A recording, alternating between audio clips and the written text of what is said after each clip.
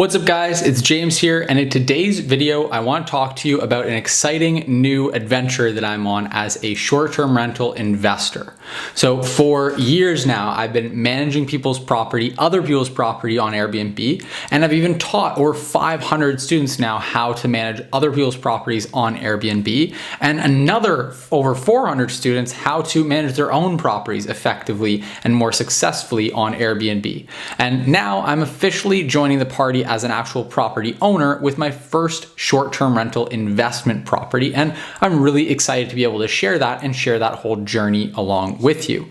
So first of all, if you are interested in more of this type of content, be sure to like this video and give it a thumbs up, and let me know in the comments down below what more you want to learn. If you're at all interested in owning your own property for short-term rental and investing in short-term rental properties, then let me know. I'm gonna be doing more content on this channel about exactly this topic and walking you through how I was able to project a 278% return on my investment in year one. I'm gonna talk about and break down all the numbers, the investment, the property itself, why I bought where I did, what all I'm doing to the property, and how I'm setting the property up to be exceptionally successful. So again, if you want to learn more about that, just let me know in the comments down below any specific questions you have or anything else that you want to learn about this process.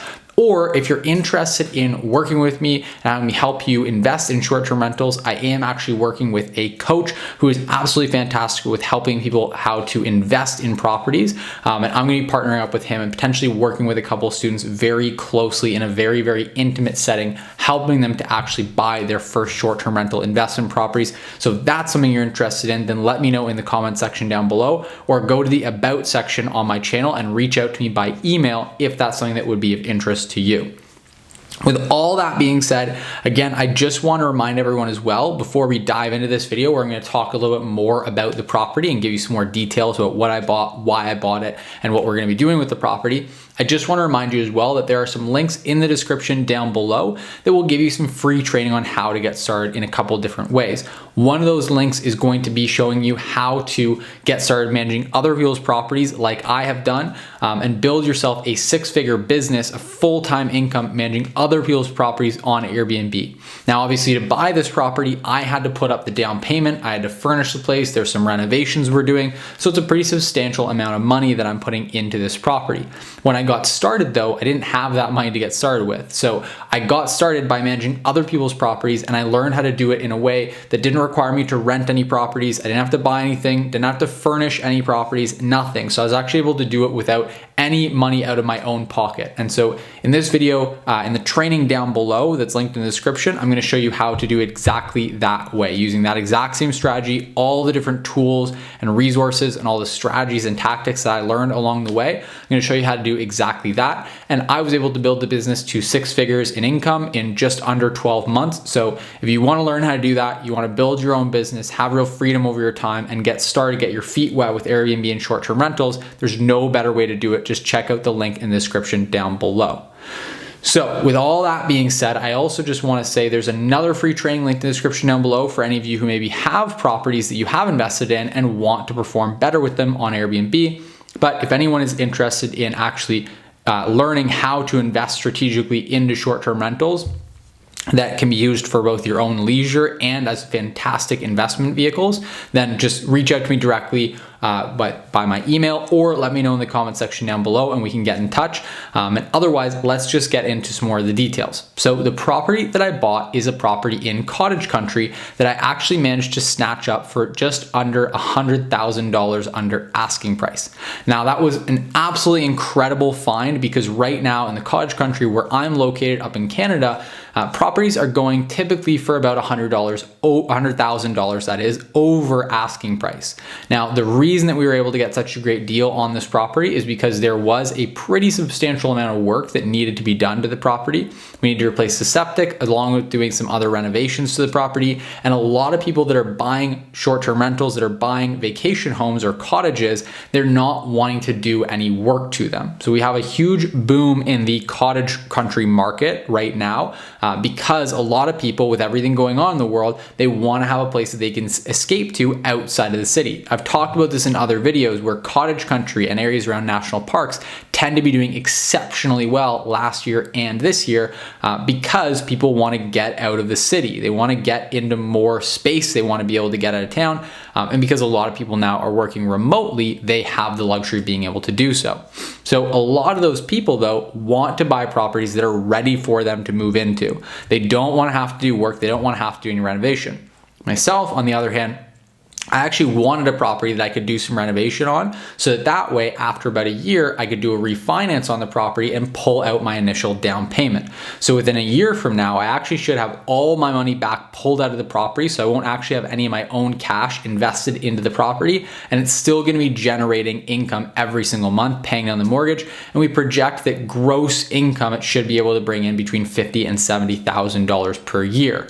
Now, obviously that's not going to be net. We have expenses coming out of that. We're going to have our cleaning fees. We're going to likely have a manager that I will put in place so that we can get it off of our shoulders and I don't have to be doing it myself. But I might manage it myself. I'm going to manage it myself for at least the first year. And if I enjoy it and I don't want to hand it off to someone, then I might just keep doing it myself. But regardless, we are going to have cleaners going in there. So there is going to be that cleaning fee, which over the course of a year is going to be roughly $10,000 to $12,000. We're also going to have all of our other typical expenses for the actual property itself. So things like yard maintenance, general repair and maintenance reserve that's going to happen. You've got your property tax, you've got your utilities, you've got your actual mortgage payment. So when it's all said and done, this property is going to cash flow. The cash flow is going to be relatively, it's going to range anywhere from probably about $2,000 a year on the very, very low end up to maybe about $22,000 a year. Now, the reason that range is so high is because I don't really know at the end of the day how well this property is going to do. What I did is I actually analyzed this property. I have a bunch of tools that I use to analyze the property to figure out what is the absolute worst case scenario. And so in the worst case scenario, we're going to be making about $2,000 in annual cash flow on the property, but that is the worst case scenario. I made sure to check back the numbers back to 2019, 2018, and 2017, because in 2020, there was a big boom. And so you don't want to be buying an investment property based on those inflated numbers. I wanted to make sure I could buy something that even when things return back to normal is still going to be a solid investment. I also compared it to properties that were quite a bit smaller than it when I was doing these projections, because I personally just wanted to be ultra conservative. So I think that it's pretty easily feasible for us to hit $70,000 in gross income, which would bring our net at the end of the year up quite a bit, bring quite substantially over 2,000. But I know that even in the worst case scenario, this property is going to more than cover its expenses and have a little bit of money left over at the end of the year. So that's a really great plus. Now, the other great advantage is it's a really cool property in a really great location where I'm personally going to have a great time going and getting up to whenever it's not booked out.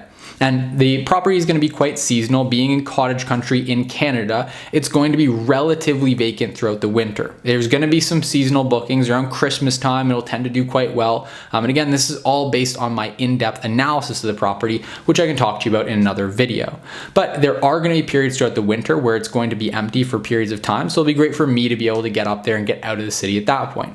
In the summertime, however, it should be completely booked all the way through. Cottage country north of Toronto, it tends to do exceptionally well. And so this property, I expect, is going to be fully booked for very good rates all throughout the summer. Now, we're doing a couple things to make sure this property is exceptionally attractive and that it'll even outperform the competition and become one of the top 5%. That's what we're always aiming for, is to be in that top 5% of all properties in that market. Now, the way that we're doing that is mostly by amenities. The amenities that we're adding are really thoughtful. We're thinking about who is the guest that is traveling there and what are the amenities that we can add that are, number one, going to be extremely desirable, but number two, are going to provide a really strong ROI. That's what you want to be thinking of when you think about buying a property and you think about furnishing a property and outfitting that property with different amenities. It's quite different than your traditional BRRR strategy where you're just going to be focusing on things that are going to help the appraisal value. Yes, you do want to help improve that appraisal value. That's a part of what we're doing with the renovation, so we can refinance and we can bring our cash out when we do that. But you also want to put your money into things that are going to generate a really strong ROI when it comes to the actual short-term rental bookings coming in from them. And so that's things like adding a hot tub and or a sauna, which is something that we're going to be doing. Adding amenities that are less expensive than that, like for example, some kayaks or some stand-up paddle boards, things for people to use in the water. Now we know as well that a lot of groups come up to cottages to hang out and have a barbecue. So we have a barbecue and we've got picnic tables. The property also has a really nice, beautiful backyard with plenty of space to use it for gatherings and for people to get together and have a lot of fun. We're including yard games like, for example, cornhole or spike ball that you might be familiar with. Things that people are going to want to do outside when they're up at a cottage. For those rainy days, we've added things like video games. We've added some board games for people to play. And again, all this stuff, you really want to take the time to think about who is the type of person who's coming up to your property, who is the type of person that's actually staying there, and what are they going to enjoy.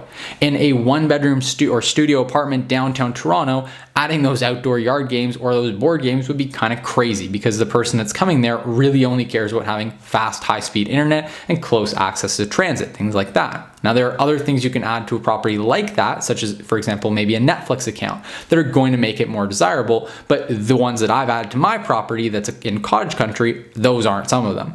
So we've really been thoughtful about which amenities do we want to add to this property that are going to generate a really strong ROI and that are just going to make guest stays more enjoyable.